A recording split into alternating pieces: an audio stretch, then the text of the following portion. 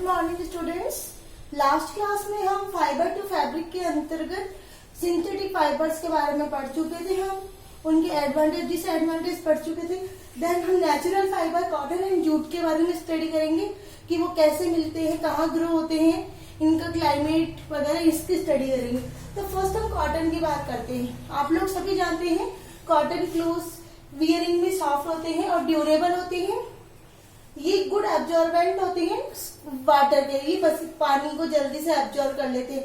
It means अगर आप summer days में कॉटन क्लॉथ पहनते हो तो you feel very cool. After the growing seeds 2.5 month blow flowers, जब हम सीड ग्रो कर देते हैं तो 2 से 2.5 महीने बाद इनमें फूल खिलने लग जाते हैं। इनको कॉटन को ग्रो होने के लिए ब्लैक सॉइल चाहिए। ये अच्छी काली मिट्टी के अंदर उपजते हैं और इनका जो क्लाइमेट होता है वो वार्म होता है। ये गर्मी वाले इलाकों में ज्यादा ग्रो करते हैं। जनरली हम बात करें इन इंडिया के महाराष्ट्र, गुजरात, मध्य प्रदेश वगैरह में मेनली ग्रो होता है। कॉटन के जो फ्लावर्स हैं वो स्मॉल ग्रीनिश कलर के होते हैं। इनकी जो पॉड बनती है, फली बनती है, बॉल्स लाइक स्ट्रक्चर होती है, इसलिए इसे हम कॉटन बॉल कहते हैं। जब ये कॉटन बॉल मैच्योर हो जाती है तो ये ब्रस्ट के साथ एक्सप्लोजिंग आवाज, जैसे पटाखा फटता है फट से, वैसे ये बॉल फटती है, इसे हम ब्रस्टिंग कहते हैं। जब हमें कॉटन ब्रस्टिंग, हमारा जो कॉटन बॉल ब्रस्ट हो जाता है तो उसके अंदर से व्हाइट कलर की कॉटन निकलती है। उन कॉटन को सीड से रिमूव करना पड़ता है। तो the process of removing seeds from the cotton fibre is called ginning. Cotton fibres को हम सीड से रिमूव करते हैं, इसे हम गिनिंग कहते हैं। ये गिनिंग 2 वे से होती है, बाय मशीन और बाय मैनुअली। बाय मशीन गिन मशीन होती है, उसके द्वारा इन्हें सेपरेटिंग किया जाता है, जबकि मैनुअली हैंड्स के द्वारा सीड्स को फाइबर से सेपरेट किया जाता है। ये जो गिंड कॉटन होती है इनसे बैले बनाते हैं। बैले क्या होता है, जो कॉटन है वो फुली कंप्रेस अवस्था में होता है, उसको हम क्या करेंगे, कंप्रेस दबाते हुए उनको पतले पतले बंडल्स बना देते हैं, जिन्हें हम बैलेस कहते हैं। बैलेस बनाने का फायदा क्या होता है कि इन्हें हम इजीली फैक्ट्रीज वगैरह में कैरी कर सकते हैं, वहां तक पहुंचा सकते हैं। इन बैलेस से यार्न बनाया जाता है और यार्न से फैब्रिक बनती है। और आप सभी जानते हैं कि फैब्रिक बनने के बाद क्लोथ्स बनाए जाते हैं। तो ये दोनों कॉटन के ग्रोइंग प्रोसेस। अब इनके क्या क्या यूजेस है? मेन यूजेस तो ये क्लोथ्स वगैरह में होता है, शर्ट्स बनाना और टी शर्ट्स वगैरह, इनमें इनका यूज होता है। साथ में जो कॉटन है वो हॉस्पिटल के अंदर यूज होती है। आप इन द सर्जरी ऑपरेशन वगैरह करते हैं डॉक्टर्स, तो वुंड के ऊपर वो कॉटन लगा के उसे पैक करते हैं। इसका हम मैट्रेसेस एंड पिलोज के अंदर भी यूज करते हैं। हमारे गद्दे तकिए वगैरह कॉटन के भरे हुए होते हैं। Then jute. Jute is the cheapest natural fibre. Jute सबसे सस्ता फाइबर्स होता है। ये generally bark of jute plant से हमें प्राप्त होता है, यानी जो जूट प्लांट है उसके स्टेम की बार्क से प्राप्त किया जाता है। इसका जो क्लाइमेट है वो वार्म होता है, ह्यूमिड होता है और ये एलुवियल सॉइल यानी बलुई मिट्टी के अंदर अच्छे से ग्रो करती है। इंडिया में ये सुंदरबन डेल्टा में अच्छे से ग्रो होती है। इसके साथ ही ये बांग्लादेश में जूट का प्रोडक्शन ज्यादा पाया जाता है। जब इसके फ्लावर ग्लो हो जाते हैं तो उनके स्टेम को कट किया जाता है।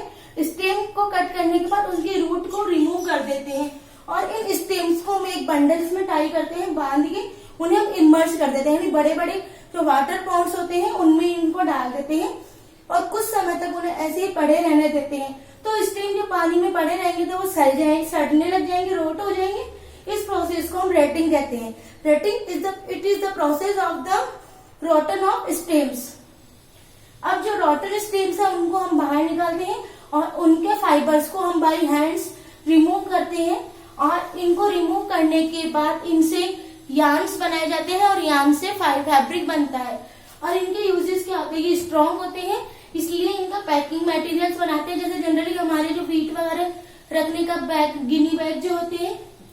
साथ में इनके कारपेट्स और हैंड बैग्स भी बनाए जाते हैं। Then fibre to fabric. Fibre से फैब्रिक कैसे बनता है? फाइबर टू फैब्रिक बनने के लिए spinning and weaving process apply किया जाता है। स्पिनिंग क्या होता है? Spinning is the process of obtaining yarn from fibres. Yarn के द्वारा जब हम फाइबर्स प्राप्त करते हैं उस प्रोसेस को हम स्पिनिंग कहते हैं। ये स्पिनिंग मैनुअली एंड मशीनली दोनों तरीके से की जाती है। ये जो स्पिनिंग व्हील्स के द्वारा मैनुअली की जाती है, जिसे हम कॉमन भाषा में चरखा कहते हैं। आपको याद हो तो गांधी जी चरखा काटते थे, तो वो क्या करा करते थे, धागा लंबे लंबे पतले पतले धागे बनाया करते थे स्पिनिंग व्हील्स के द्वारा।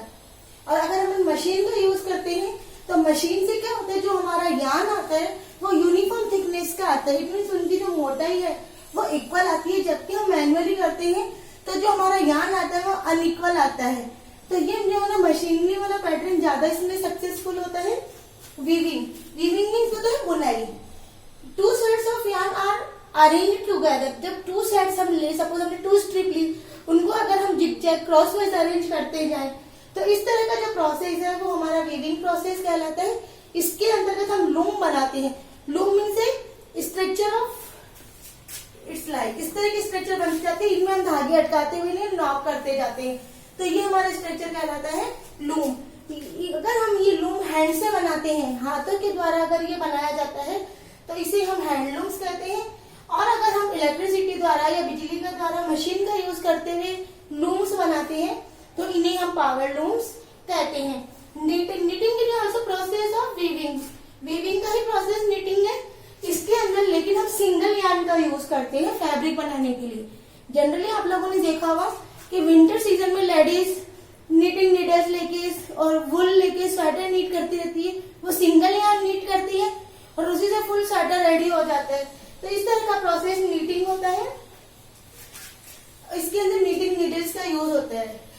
ब्रेडिंग क्या होता है, जब हम 2 या 3 यार्न्स एक साथ लें और एक दूसरे के ऊपर ओवर लेके यानी लपेटते हुए उन्हें बुनाई करें तो वो वाला प्रोसेस ब्रीडिंग कहलाता है। तो ये थे हमारे प्रोसेस फाइबर से फैब्रिक्स बनाने के। I hope you have to understand very well this chapter.